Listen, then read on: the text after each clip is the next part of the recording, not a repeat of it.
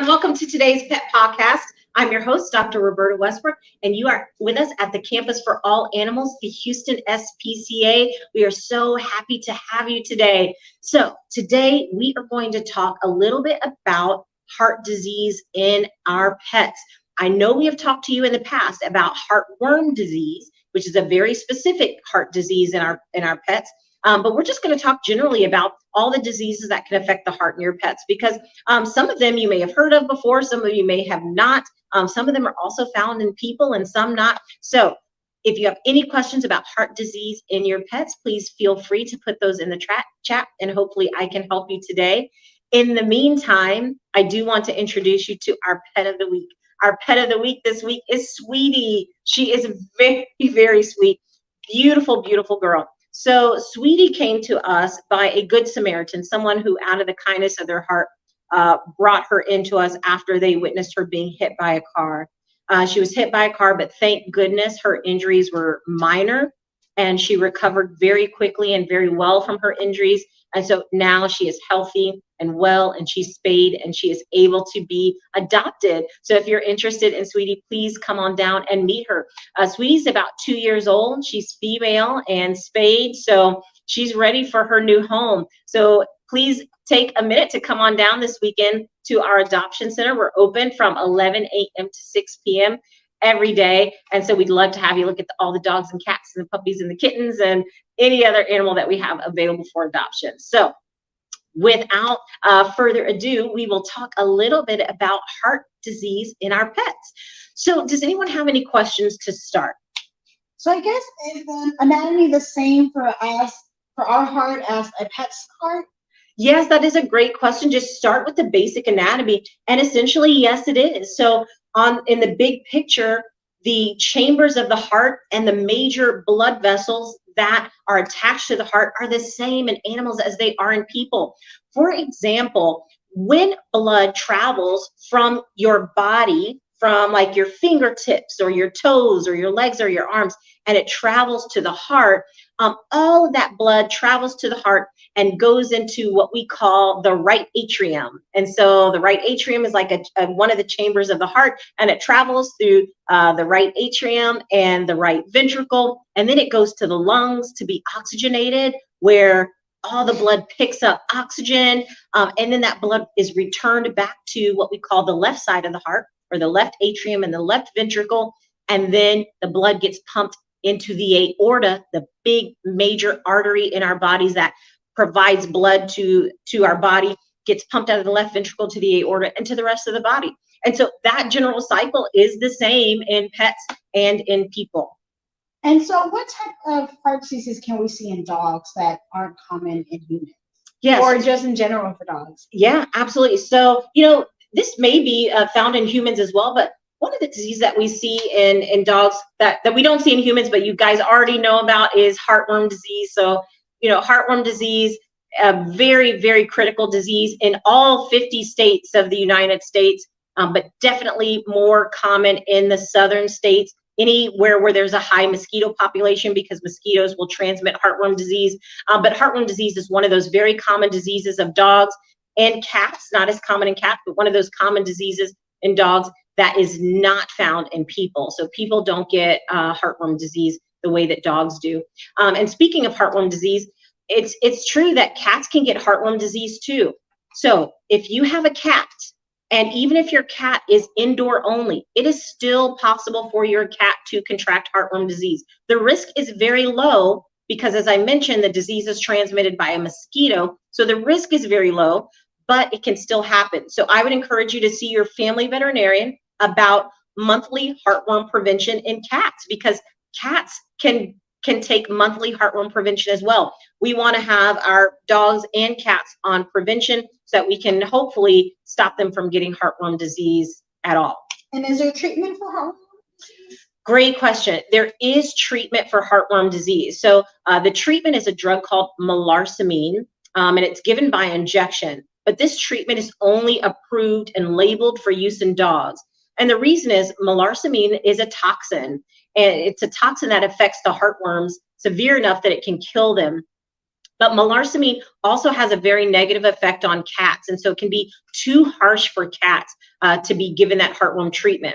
The other thing about heartworm disease in cats, interesting. As you can see here, I actually have this, this model here. This is a model of a heart. And if you can see these kind of worms sticking out of the blood vessels, you can see these worms kind of sticking out of the blood vessels. Those are heartworms. And you can see there's several dozen in this example. In cats, they oftentimes only have 1 or 2 of these worms coming out of the heart, but it's so much more of a severe effect on cats. So cats don't have as many heartworms. They just have 1 or 2.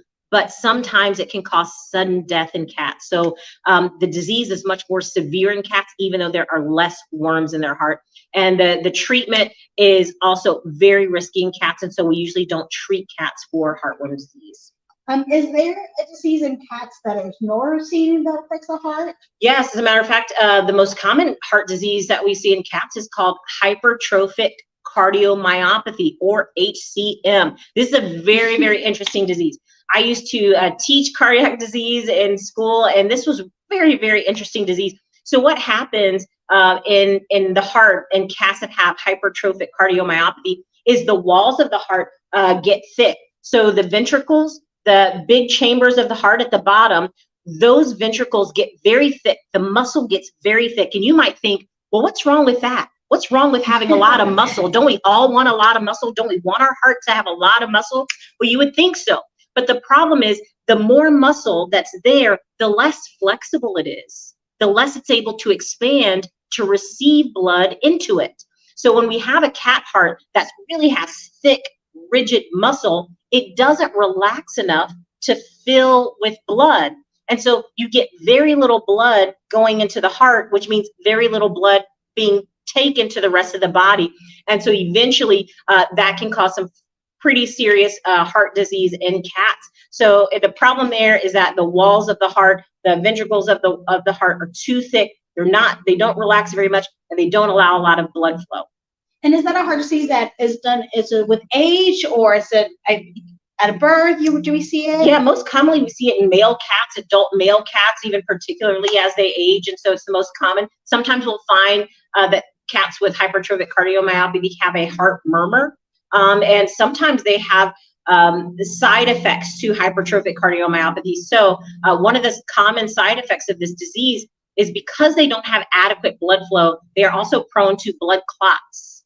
And so sometimes their blood will clot, and it will go throughout the body, and those blood clots can actually affect the rear limbs. And so sometimes we have cats that become what we call paralyzed, but it's because they lose blood flow to their rear limbs. And so that's one of the ways that we can diagnose, or we're suspicious of hypertrophic cardiomyopathy in cats. And you mentioned heart murmur. Can you explain a little bit of what that is? Yes, absolutely. So when you go to the doctor, when a veterinarian is listening to your pet's heart, what we're listening to is we're listening to the heart sounds. We're listening to what we want to hear is the valves opening and closing. And so blood should flow just one direction through the heart, just one direction. What happens is if there is what we call a leaky valve, so blood flows one way, and when blood flows one way, there are valves that shut in sequence. Well, when those valves are leaky and they don't shut all the way, blood can backflow. It can go the opposite direction, and we often hear that as a heart murmur. So, normally we hear lub dub, lub dub, lub dub. Sometimes we hear this lub shtub, lub shtub, lub shtub, or lub dub sh, lub dub sh, lub dub sh. And so it just depends on where that leak is that we hear like a whooshing sound that presents as a heart murmur. And that heart murmur can be on kind of a scale. Sometimes it's very quiet, and we call that a soft murmur, or a moderately loud murmur, or a loud murmur, or a palpable murmur. Sometimes the heart murmur is so strong that we can feel it. You can put your hand over the pet's chest, and you can feel a rumbling in the chest. That's one of the most severe types of heart murmurs. We used to grade heart murmurs on a scale of 1 to 6. We still do that on 1 to 6. That was based on on a human research that happened many, many decades ago. And so we will oftentimes grade those heart murmurs on a scale of 1 to 6. 1 is the most mild, 6 is the most severe, the palpable murmur. And you may have veterinarians that just grade it on how loud it is, whether it's soft, moderate, loud, or palpable. And is there any treatment or management at your heart murmur? I guess it depends on the grade or how strong it is. That's exactly right. So really there's no treatment for a heart murmur itself. Usually the veterinarian will just monitor your pet for progression of disease. And we may not do anything until your pet becomes symptomatic. And what I mean by symptomatic is, how do we know when that heart murmur is so severe that it's causing your pet to have some side effects? And so things that we might notice for a pet that's having severe heart disease, they may cough more. And one of the reasons that they may cough more is sometimes the heart becomes enlarged and it will compress on the bronchi. The bronchi are the breathing tubes in the lungs. And so the heart will compress on the bronchi. And so every time the pet takes a breath, the bronchi are narrowed, and so it can trigger them to cough.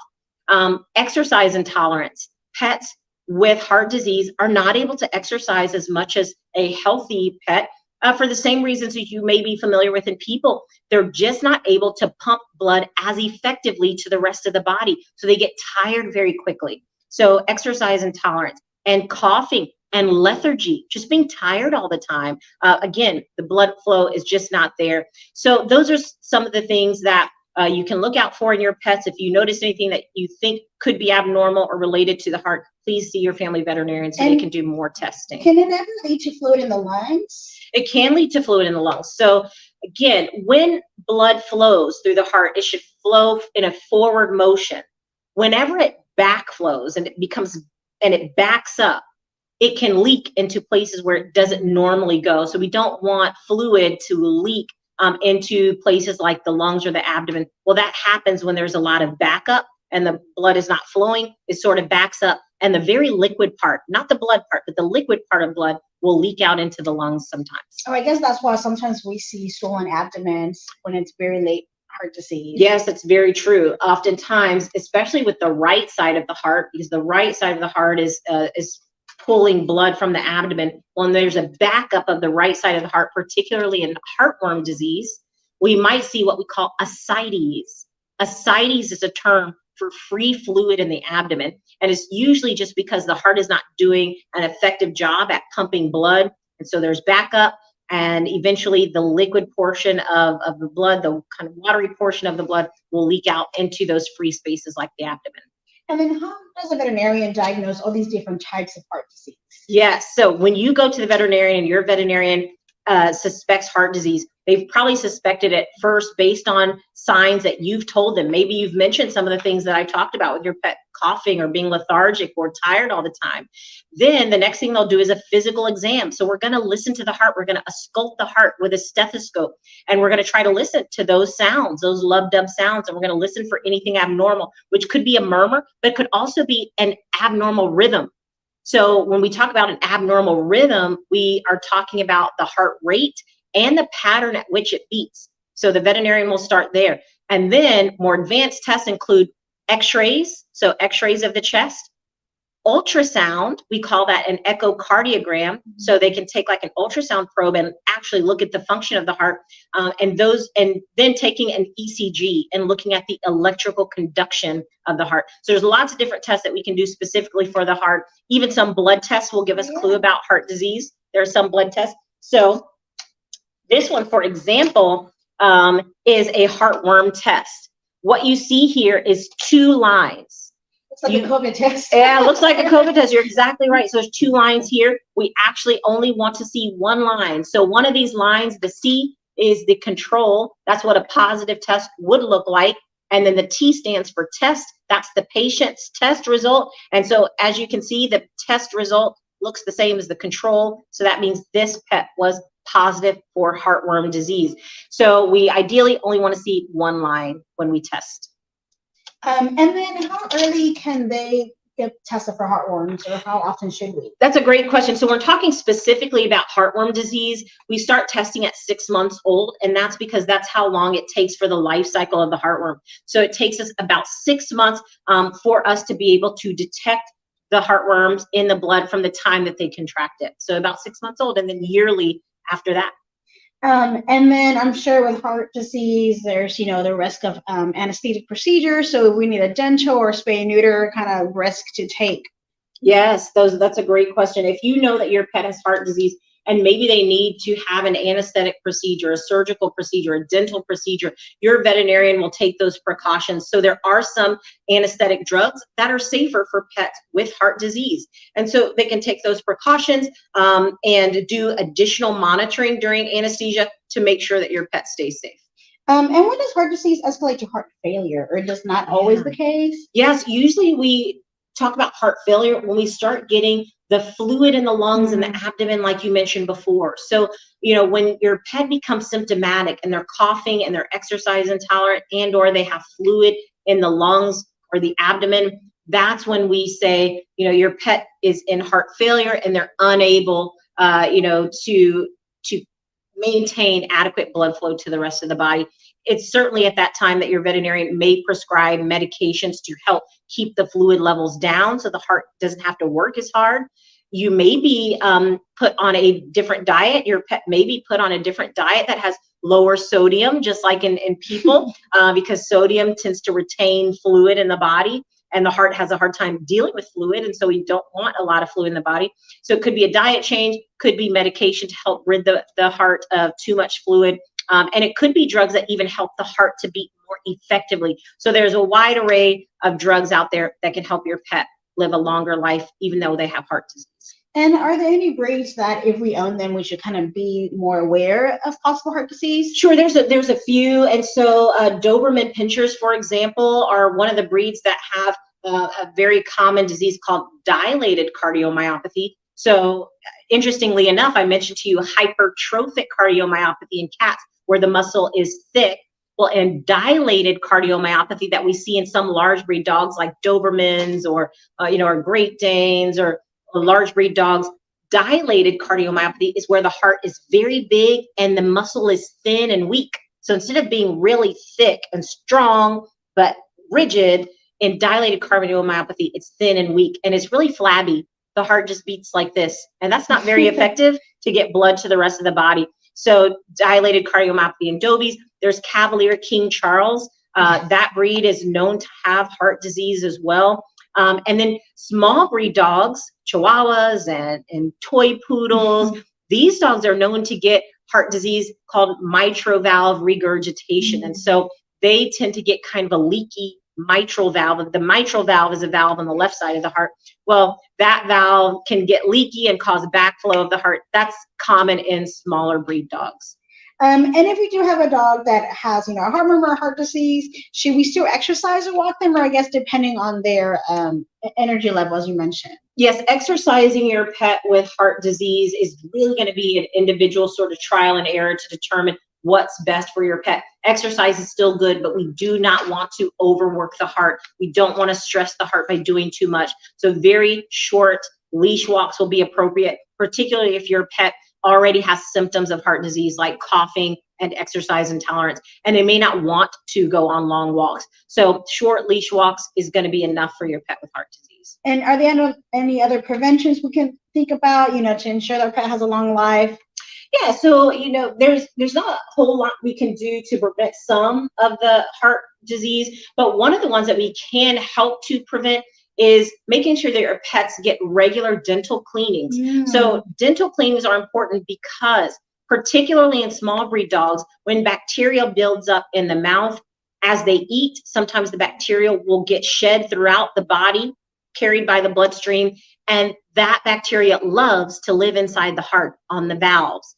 And that is what can contribute to the leaky valves, because the valves, now that they're infected with bacteria, they don't close effectively. And when they don't close effectively and they become kind of gnarly, then blood backflows. And when blood backflows, that's when we get some abnormal symptoms there. So get your pets in for their annual dental cleanings. Well, I know that's a lot of information about heart disease. Some takeaways are just to make sure that if you think your pet has any abnormal signs at all, always have them see your family veterinarian so we can catch any diseases. But the symptoms of heart disease are typically lethargy, coughing, exercise intolerance. And particularly, we want to make sure that you keep your pet on heartworm prevention year round. You do not want your pet to get heartworm disease. This is an example of what heartworm prevention might look like. It's just a little chewable tablet, easy to give, and there's lots of brands out there. So talk to your family veterinarian about preventing heartworm disease in your pet, your cat as well. Don't forget those cats. So thank you guys for listening, and we always love to have you here at the Campus for All Animals, the Houston SPCA. Come on down this weekend and join us. Take a look at our website, houstonspca.org/donate, and find ways that you can become part of our extended family. There's so many ways: volunteering, fostering. There's lots of ways that you can help us save animal lives. We'd love to have you. See you next week on the Pet Podcast.